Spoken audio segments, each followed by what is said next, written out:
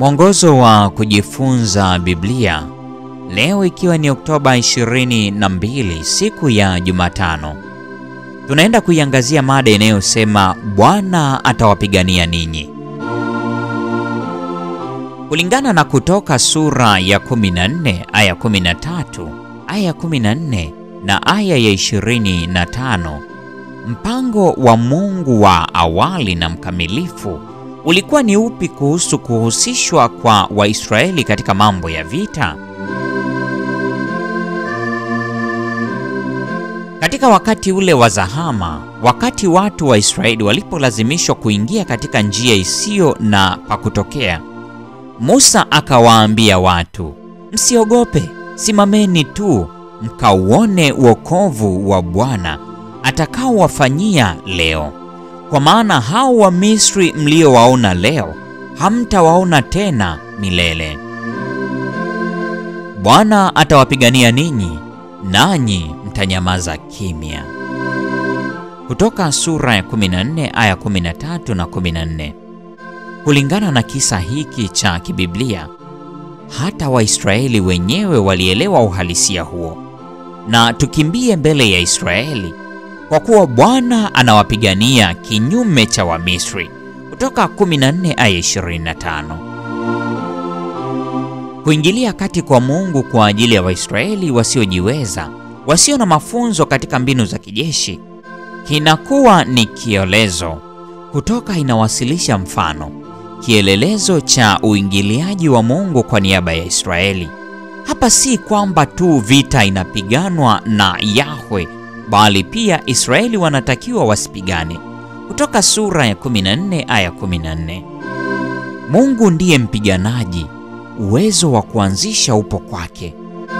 Yeye anaunda mkakati, kisha anaelezea njia na kuendesha shambulio.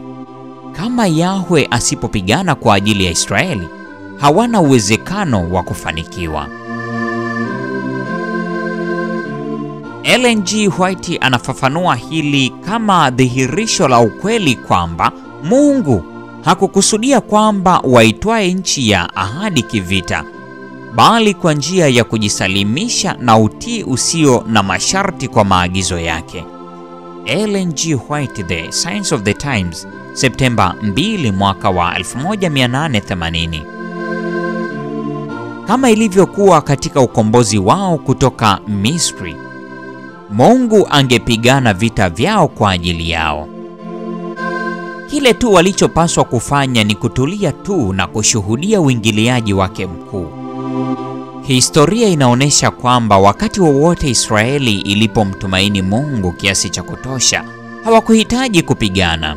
Tazama Wafalme wa Pili sura ile ya 19, Mambo ya Nyakati wa Pili sura ya 32 na Isaya 37.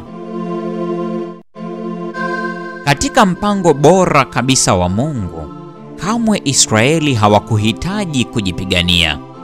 Yalikuwa ni matokeo ya kutokuamini kwao kulikoonyeshwa baada ya Kutoka, yaliyosababisha Mungu awaruhusu kuwa na sehemu katika vita vilivyopiganwa dhidi ya Wakanaani. Kwa namna ile ile ambayo hawakuhitaji kuinua upanga hata mmoja dhidi ya Wamisri wakati wa uzoefu wa Kutoka, isingekuwa muhimu kwao kupigana katika kuitwaa Kanaani. Kumbukumbu la Torati sura ile ya 7 aya ya 17 hadi 19. Kama wana wa Israeli wasingenung'unika dhidi ya Bwana, asingewaruhusu maadui zao wapigane vita dhidi yao. Ellen G. White, The Story of Redemption, ukurasa wa 134. Ni kiasi gani manung'uniko yanaweza kuathiri maisha yetu leo?